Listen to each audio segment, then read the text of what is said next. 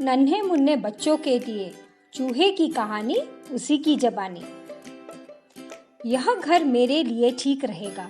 इस घर में चिड़ियों, कबूतरों, गिलहरी आदि को अक्सर उछल कूद करते देखा था। मेरी भी उसी तरह आव भगत होगी, यही सोचकर मैंने घर में एंट्री मारी। घर में देखा तो बच्चे बड़े सभी मजे से खाना खा रहे थे। मैं सोशल एनिमल हूँ, मुझे कंपनी पसंद है। अकेले में उदास हो जाता हूँ। घर अच्छा लगा और मैं दबे पांव चुपचाप स्टोर में घुस गया। मेरा भी आत्मसम्मान है। किराया नहीं देता तो घर का स्टोर ही ठीक था मेरे लिए। वैसे भी स्टोर में कोई आता जाता तो है नहीं, बस सामान ही भरा रहता है। पहले 2 दिन तो मैंने सेटल होने में लगा दिए। फिर तीसरे दिन मैं घर के टूर पर निकला। घर में कूदने फांदने के लिए काफी जगह थी। मैं सब कमरों में घूम आया। अगले दिन नींद तब खुली जब घर की बाई ने झाड़ू लगाया और ऐलान किया, दीदी चूहा घुस आया है घर में। मेरा माथा ठनका। झांक कर देखा तो पता चला कूड़े में बाई को मींगने मिली थी। मैंने चैन की सांस तब ली जब दीदी बोली, अरे छिपकली की होंगी, चलो बला टली। पर मैं भी कब तक छुपा बैठा रहता। घर में बच्चे हैं तो खाने पीने में काफी कुछ मजेदार बनता है। मैं अपने आप को कब तक संभालता। यही सोचकर मैं निकल पड़ा। इनकी बाई पता नहीं क्यों इतना मन लगाकर काम करती है। बेड के नीचे से कूड़ा निकालने की क्या जरूरत है।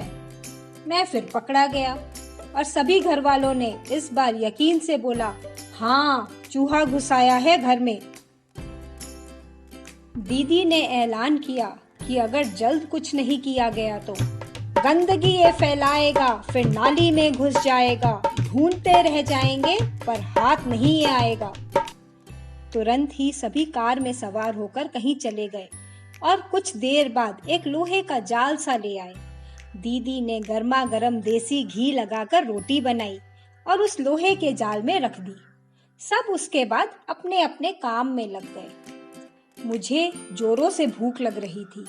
मैं लोहे के जाल के पास गया और सुरंग से घुसा। आगे दरवाजा था। मैंने अपना मुंह अंदर डाला ही था कि मुझे लगा जैसे पैरों तले जमीन खिसक रही है। मैं झट से उल्टे पैर किसी तरह से रोटी मुंह में दबाए बाहर निकला। मैं बाल बाल बचा। मेरे दादाजी ने भी अली बाबा 40 चोर की कहानी सुनाई थी। पता था कि कासिम किस तरह खुल जा सिम सिम बोलकर अंदर तो घुस गया था पर बाहर नहीं निकल पाया था। मुझे समझ आ गया था कि यह लोहे का जाल खतरनाक है। अगली सुबह सब हैरान थे और बोल रहे थे, अरे चूहा पिंजरे में तो फंसा नहीं और रोटी भी खा गया। मैंने हंसते हंसते गुनगुनाया, दीदी के घर जाऊंगा, घी की रोटी खाऊंगा, मोटा होकर आऊंगा पर फंस नहीं पाऊंगा। मैंने उन्हें बात करते सुना कि रोटी शायद दरवाजे के बहुत पास रख दी थी। आज रोटी दरवाजे से दूर रखेंगे। रात हुई पर मैं तो सबक सीख चुका था। मैं पिंजरे के पास ही नहीं भटका। सुबह हुई, सब हैरान। मैं हंसते हुए गुनगुनाया, लालच बुरी बला है, ऐसा मैंने भी सुना है। मोज़रेला चीज रखा होता तो थोड़ा रिस्क मैंने भी लिया होता। सभी थे हैरान और परेशान, पर मैंने भी घर में रौनक लगाई हुई थी। विकी हाउ पर सर्च कर रहे थे। कुछ तो आइडिया मिला। इतने में छोटा बच्चा भागता आया, देखो बादाम का डब्बा कटा हुआ है। मुझे नुकसान करना अच्छा नहीं लगता, पर मेरी भी मजबूरी है। मैंने समझाया, दांत है मेरे बढ़ते, जबड़े में हैं घुसते। अगर मैं नहीं कुतरता तो दांत पहने कैसे करता। मैं अपने बेडरूम में जाकर सो गया। रात हुई और भूख लगी। चीज की खुशबू आ रही थी। बाहर एक बाल्टी पड़ी थी, उसमें छेद कर एक रॉड घुसी थी। रॉड पर चीज टिका था। मुझे सारी बात समझ आ गई। पता था चीज लेते समय बैलेंस बिगड़ा तो पानी में गिरूंगा। पानी से बाहर निकल नहीं पाऊंगा क्योंकि कूदने के लिए पैर किस पर टिकाऊंगा। सावधानी से मैंने छलांग लगाई और चीज समेत दूर जा गिरा। उई, चोट लगी पर चीज तो हाथ लगा, मजे से खाया। सुबह हुई, सब बाल्टी के इर्द गिर्द थे। बाल्टी में झांका, सिर पकड़ लिया। उधर से दीदी की आवाज आई, तुमको मजा चखाऊंगी, अब ऐसा जाल बिछाऊंगी, तुम बच नहीं पाओगे, पक्का पकड़े जाओगे। सब अपने अपने काम में लग गए। बहुत चहल पहल थी। बच्चे भाग भाग कर काम कर रहे थे। एक ड्रम लाया गया। मुझे तो दिन में नींद आती है, मैं तो जाकर सो गया। रात हुई, भूख लगी और मैं अपने कमरे से निकला।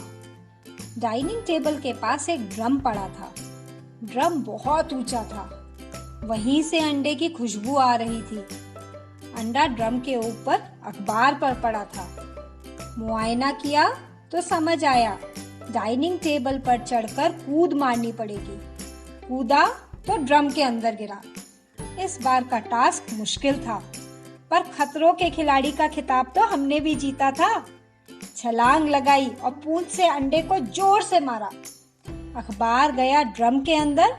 सामने पड़े स्टूल से सर टकराया और चक्कर आया। होश संभाला तो अंडा सामने पाया, मजे से खाया। बच्चे सुबह भागकर नीचे आए। ड्रम के अंदर मिला सिर्फ अखबार। अपनी आदत के अनुसार मैं गुनगुनाया, क्या हुआ भाई, क्या हुआ, इंजीनियर साहब क्या हुआ। कूद तो हमने मारी, पर कैलकुलेशन के साथ। हमारी जुगत अच्छी रही और अंडा लगा हाथ। वीकेंड आ गया। बच्चों को बोलते सुना कि 2 दिन के लिए महाबलेश्वर घूमने जाएंगे। सुबह हुई, नींद खुली तो सब तरफ सन्नाटा था। मैंने पूरा घर घूम लिया, पर घर में कोई नहीं था। सब चले गए थे। भूख लग रही थी। एक सुरंग में रोटी टंग रही थी।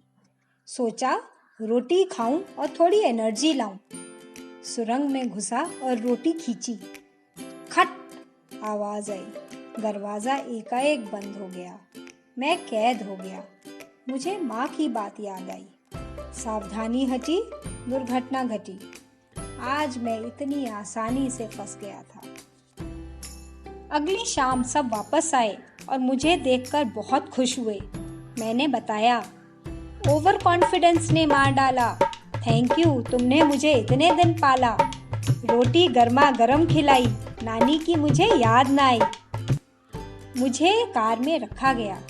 दीदी बोल रही थी, यह केज उनकी सहेली ने लक्की बताकर उन्हें दिया था। देखो फंस गया ना। थोड़ी दूर पर खुले मैदान के पास कार रुकी। सभी मुझे विदा करने उतरे। मुझे देख दीदी बोली, चूहे की होशियारी पड़ी हम पर भारी, पर याद हमें यह आएगा, भूल नहीं पाएगा। अपनी तारीफ सुन मैं फूला ना समाया। दरवाजा खुला और मैं भागा।